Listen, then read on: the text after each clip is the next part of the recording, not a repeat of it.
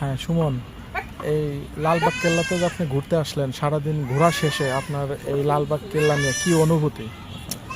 আসলে লালবাগ কেল্লাটার অনুভূতি এরকম, যতটুকু না দেখতে সুন্দর লাগতেছে তার থেকে বেশি এখন গরমে বিরক্তকর লাগতেছে। চারিদিকে লোকজন সবাই গরমের জন্য ছটফট করতেছে, কেউ গরমের ভিতরে এখানে ওখানে আড্ডা মারতেছে। আমরা যেমন এখানে বসছি, অনেকে বসতে পারতেছে না, দাঁড়াই আছে, কেউ ঘাসের মধ্যে বসছে, আপনারা দেখতেই পাচ্ছেন।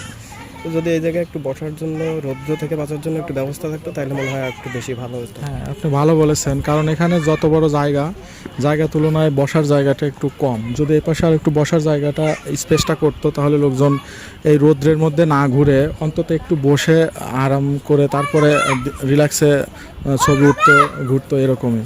তো আপনার এখানে আপনার মতামতটা আসলে কি, মানে কি কি পদক্ষেপ নিলে এখানে আসলে যারা পর্যটক আসে ঘুরতে এসে তারা একটু স্বস্তি বোধ করে, এরকম আপনার পার্সোনাল মতামতটা কি?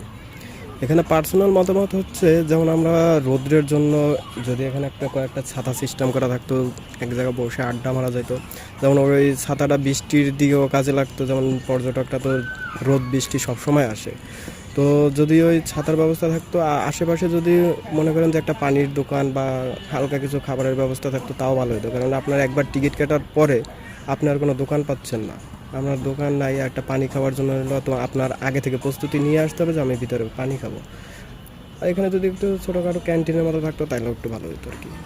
আশা করি আমাদের ভিডিওটি যদি কর্তৃপক্ষের নজরে আসে তাহলে বিষয়টি বিবেচনা করবে। চাই এরকমই যে সবার মানে স্বস্তির উদ্দেশ্যে এখানকার কর্তৃপক্ষ একটি সুন্দর এই পদক্ষেপটি নেবে যে ভিতরে একটি ক্যান্টিনের ব্যবস্থা করলে, কিছু বসার স্পেসটা করলে আসলে বিষয়টি অনেক ভালো হবে।